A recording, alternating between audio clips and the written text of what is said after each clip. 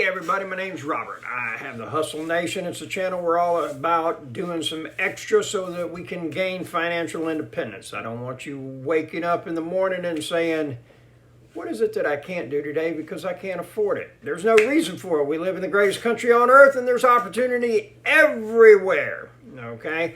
The difference between us, them, and those being them that do not want to do that is basically sacrifice. That's really what it comes down to. So in this video, what I'm going to talk about is three different things. We're going to talk about poor, we're going to talk about middle class, and we're going to talk about the wealthy and what separates them. The thing about it is that once you put a label on it, figure out, crack that code, so to speak, then your wealth building is just going to take off like a rocket ship. And so let's get on into this, all right?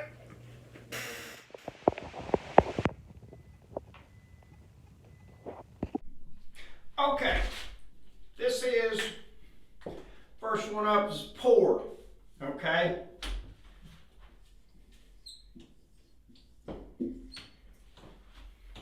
Generally speaking, this type of mindset is going to hit it big overnight, one time, whatever it is, lottery, something, okay? And the problem with that is that more than likely, it just never happens, all right? The second problem, like with being poor, is it does happen. And then guess what? The thing about it is that they didn't learn any skills having to do with it, okay? And generally, it's going to come very easy. It's like it ain't real hard to walk up to the counter at the convenience store, hand them that slip and get five, the picks and everything like that, okay? Woo, man, worked up a sweat and everything like that. And you only do it 2 days a week. It ain't like a job going to 5 days a week or working 7 days a week, okay? So the thing about it is that they don't have any of the skills or the discipline that when they do get the money that they're able to hold on to it. It's an obscene number that generally speaking, like 90% of lottery winners are broke within 5 years. Here's what ends up happening with a poor mindset. Money is to be spent, all right? They're going to stand around, they're going to sit around, talk to others and fantasize. Oh, when I make it big, this is what I'm going to do. Oh, when I get 10,000, I'm going to buy some rims for the car. Oh, when I get 50,000, I'm going to buy so-and-so this. I'm going to get them a car, I'm going to get them a house, and everything like that. They're not talking about, hey, when I hit this, call T. Rowe Price and I'm going to go get some investments going. I'm going to put some money in Vanguard. I'm going to buy some rental properties. I'm going to get a multifamily. I'm going to get an apartment complex. They don't talk like that, okay? What they do talk about is I'm getting some new shoes. I'm getting a big screen TV. I'm going to take everybody out to eat 7 days a week. Oh, let me start giving the rest of the family money and everything. So now I got my posse, I got my entourage. Well, guess what? Everybody on that payroll starts sucking that money out and everything. And then before you know it, it's like, we're broke. And this is what they view money as. Money is to be spent. And that is the reason that they stay poor. And maybe you suffer from the same thing and you really need to take a look at it. Okay? Second thing is the middle class.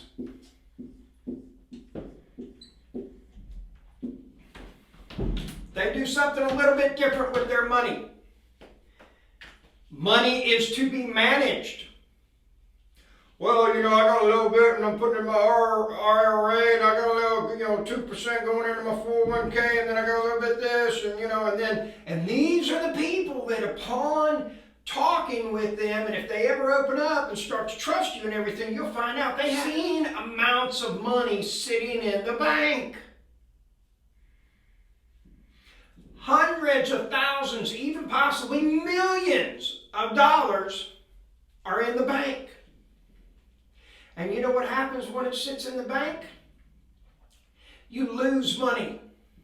If you've left your money sitting in the bank in the last 12 months, you've probably lost 7 to 10% of your money.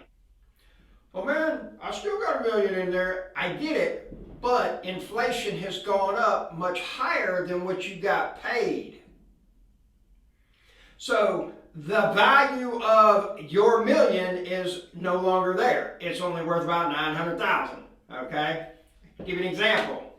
Bought a slab. Slab is a door, okay, without the jamb for one of my rental properties. Normally I pay about $55 to $62 for that slab. Guess what that slab cost 3 days ago? 18.9 US American dollars. Not centavos, not pesos, not yen, not yang, not ruri or whatever it is, rubles. No, $89. Piece of sheetrock that I used to pay $13, $14 for, $19. So that money that you have sitting in the bank is going to become less. Now, they're going to tell you different things to be able to make it okay in their mind on why that money is sitting in the bank, okay? They got a big thing coming. I'm going to spend all my money. Man, the housing crash is coming. I'm getting ready to buy, okay? I'm getting ready to buy, all right? See it all the time. I know at least 8 people right now that I could whoop up my phone and tell you their name and say, I know for sure these people have over $300,000 sitting in a savings account in a bank right now, okay? And they're going to tell you different things in conversation, okay? Guess what? If it ever drops below 10,000, I'm buying. If it ever drops below 20,000, it buys. When the market crashes, when the housing market crashes and there's foreclosures all over and it's going to be like Road Warrior, it's going to be Darren, you know, the desert and everything, I'm going to be buying some houses. It's bullshit. They're not. Okay? Because if they were really interested in opportunity and making money, they would have already been finding something, okay? There's deals that were happening yesterday. There's deals that happened 10 years ago. There's going to be a deal that you could find today. There's going to be deals that's going to happen tomorrow as well, okay? These are not the people that are looking to do that, okay? There's something safe and secure about having that money. And maybe it's just a cool thing to say, hey, man, I got $300,000 large sitting in my bank account. What do you think about that, you know? Whew, man. You know, that's pretty impressive and everything like that, you know. Until somebody like me comes around and says, that ain't real smart. You done lost $100,000 because you're not willing to take some action. You're afraid of failing, okay? My first rental property, bought it over 20 years ago. Between 20 and 21 years ago. Figured it out. I have collected approximately I want to say, I'd have to go back and look, between $140,000 and $150,000 off that one rental property, okay? Now, it's been making a payment, and, you know, because I bought that one on time, it's financed and everything like that, but if it was totally paid for, okay, that money would have all been in my pocket. Well, guess how that happened? It happened because I took action. I didn't leave money sitting in the bank, okay? I don't believe money should be managed. What I do believe is wholeheartedly that you should have no less than 6 months worth of reserves, okay? If you need $7,000 a month, then that means you need to have $42,000 cash on hand. And what I mean by that is right in the sock drawer. You got it in that safe in the bookcase. You might cut out something in a book or an Encyclopedia Britannica and get one of them funky volumes like Z, where there ain't nothing in there that you want to read about. You cut it out, put that $42,000 for safekeeping in there, okay? Or get smart, buy something that's fireproof, so if you have a house fire, hopefully your money don't burn up. But that's what I'm saying is and then other than that, every dollar is a soldier on the battle of poverty, and you need to make it work for you, okay? This is the thing that people can't get through their mind, and they can't move past that, okay? And so for them to acquire real wealth, it's just happen, all right? Now, here's the thing about wealthy people.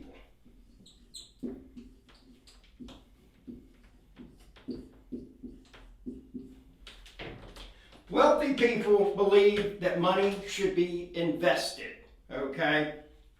What constitutes an investment? Anything that's going to outrun inflation, okay? And generally speaking, some investments are going to be better than others, all right? And you start doing your own research on it and everything, and you're going to find that basically the more conservative investments with the least amount earned are going to be safer than, say, like putting your money in the stock market, okay? You might be able to put it in the market and, you know, in one stock in particular and everything, and, you know, it was $12, $15 a share, and then all of a sudden you wake up one night, oh man, it's $7 a share. What happened? I done lost almost 50% of my money overnight and everything. Well, you know, if you bought it at $3 a share, you still made money, okay? Well, the big thing that I'm trying to tell you is wealthy people look at dollars as tools. They are supposed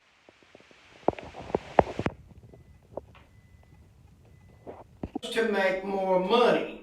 And if you're putting your money in a bank and leaving it there, it ain't making no money. It's losing money, okay? I bought a double wide mobile home, $9,500. Got it all fixed up and everything like that. It was in bad shape. I think we're all in it between like $35,000 and $40,000 on it, all right? I got one rent payment of $1,800 a month.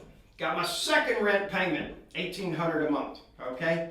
$1,800 a month is a 4.5% return on my investment every day. So what does that mean? 24 to 30 months, I've got all my money back, and then that thing's going to keep on paying me. Just like that first rental of mine, it's been in my name for 20 years. Okay? And so the thing about it is that these investments continue to pay. Now, I'm not saying that real estate's for everybody. Okay? You might want to build a big stock portfolio and make it to where, you know, you got a dividend income each month. You know? That's a wonderful thing to do as well. Okay? Again, though, that's not putting your money in the bank. That's taking your money and making it work for you, right? So many people, because, oh, it feels safe. Oh, I like the way, oh, it's sitting in the bank, it's safe, I don't have to worry about it, nobody's going to steal it or anything like that. That's what the middle class tells themselves. Those are all the things that they say so that they don't have to take a risk. So that they don't have to step out and get out of fear and move into action. Middle class right there, these market timers. Oh, when it gets to this point, I'm going to do it. Well, let me ask you this. Has Warren Buffett ever done that? Charlie Munger ever done that? Ray Dalio? Yeah, let's talk about Ray. Hey, what's up? Shout out for Ray Dalio. Has he ever been a market timer? I'm not thinking so, okay? And I haven't heard of anybody that their whole way of building wealth has been market timing. Stop. Nope, not hammer time. It's market time. It ain't happening, folks, okay? These people just want to say that because it's like me standing at the ball field saying, man, I'm going to play one day. Oh, yeah, you're going to watch old fat redneck get up and swing that bat and everything. It ain't going to happen. I got no interest in playing. But I want you to think that I do. I want me to think that I am. And that's why I would say these things to you. It's bullshit. Be the wealthy mindset. And if you're sitting there saying, well, I'm just going, you know, I got 10% going into it and everything like that. Well, if you're in your early 20s, great. If you pass your early 20s, you're lying to yourself. You're really not committed to making wealth. What you're committed to do is an idea so that you can pacify and be able to say, you know what, I'm doing something. And I'm not saying that it's bad, but if you're really committed to this, minimum that you need to be doing is at least 30%. I've sat there and I've talked with people that, you know, all of a sudden they said, you know what, I just made a commitment that I was going to become financially independent. Late 20s, they bought a house, they rented out 3 rooms to other people, they ate top ramen for 2 years. I don't recommend that to everybody or anybody, you know, but this is their story, okay? Well, guess what? By the time they're 33, they got $1 million working for them, they got a property that's paid for, and now they're traveling. They were committed to building wealth, okay? They were committed to making a difference. They were committed to financial independence. Generally speaking, the chances you becoming financially independent by only putting 10% of what you make away probably ain't going to happen for 30 to 40 years. You need to get serious with it, okay? Now, if I was in my early 20s, pardon me, I'd be working on, index funds and stock market and then putting every dime that I could get in there. That's where my money would be going. I'm a little bit later in life, okay? I started a little bit later. Real estate and rental properties is my rocket ship to getting to the point of where I want to be at. I have real great opportunities where I'm at. There's opportunities yesterday, there's going to be opportunities today, and there's going to be opportunities tomorrow. All right? Well, if the housing crash comes, or a housing crash comes, and whether or not we're in a recession, we are, okay? You got to have 2 quarters that you have negative GDP with the country, and I think we've got it, okay? So regardless, guess what? People still got to eat, and they still got to sleep somewhere. Well, I don't know anything about restaurants, and I'm probably not the best cook in the world, but I do have some houses, and people need to stay there, and they're going to pay me to stay there, okay? So here's the thing is, change your mindset. Don't look at it and figure out, what am I going to spend this money on, this big screen TV? It never fails. Okay? The people that I hear crying the most, whining the most about problems in their life having to do with money, there's a big screen TV in every bedroom. I'm telling you, okay? I do real well. I don't own a TV. I don't have one in this house, okay? I've been thinking about it, and I actually took some pictures of me at Walmart the other day with 75-inch, sent it to my friend, and because I want to justify it in my mind like I might do it. Ain't no chance. They already knew that. She told me, she said, you're not going to be buying that TV. I already know you too well. You're not going to buy that TV. So, Allison, you're right. Second, middle class. Get your money out of the bank. Even Grant Cardone says, cash is trash. That's what he's talking about. You put that money to work and start making 12, 18%, and then all of a sudden you see this thing. And I'm going to be the first to tell you, having to do with getting rich, trying to build wealth, it sucks. It's going to suck for a minimum of 5 years, okay? You're going to grind hard, you're going to work extra, you're going to work 6 days, 7 days a week. It is no fun, I assure you of that. However, you're going to get to a point where it's going to start moving upwards, and then all of a sudden you're going to hit a boom, and it's going to take off like a rocket ship, and you're going to start to see that compounding interest take effect. And I tell you what, there is nothing better than going to bed and waking up the next day and seeing an extra $200 in your account because your investments made money while you were sleeping. I know, what a concept. That's very cool. So this is my thing. Don't be middle class.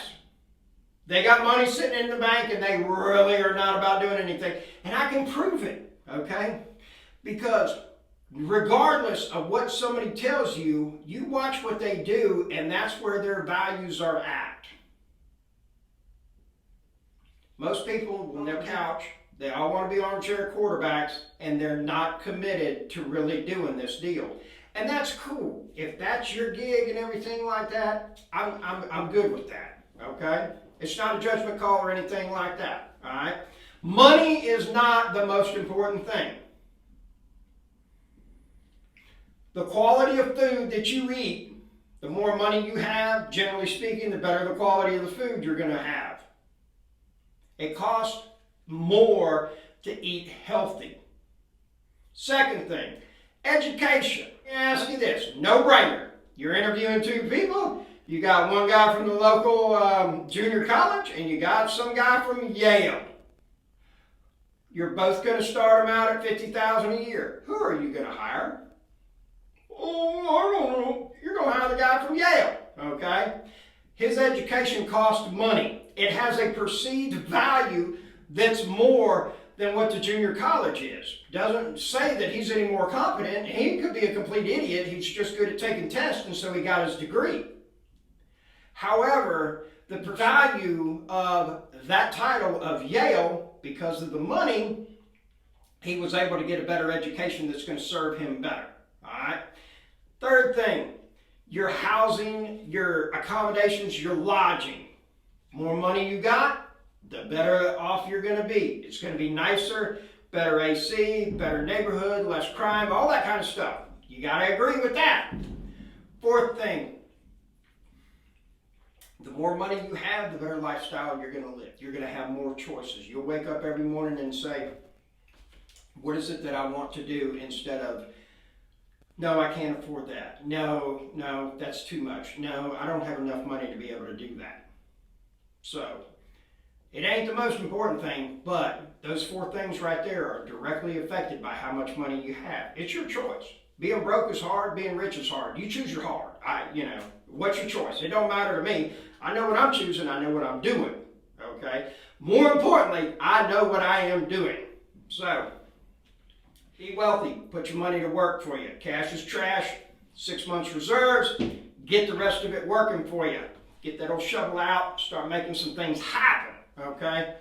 If you need me, contact me. Send me an email. It's in the video. You also got it on the link and everything. And I want you to be financially independent. There is no reason on earth for you to be poor if you're in the United States of America. Have a good day. Happy 4th of July.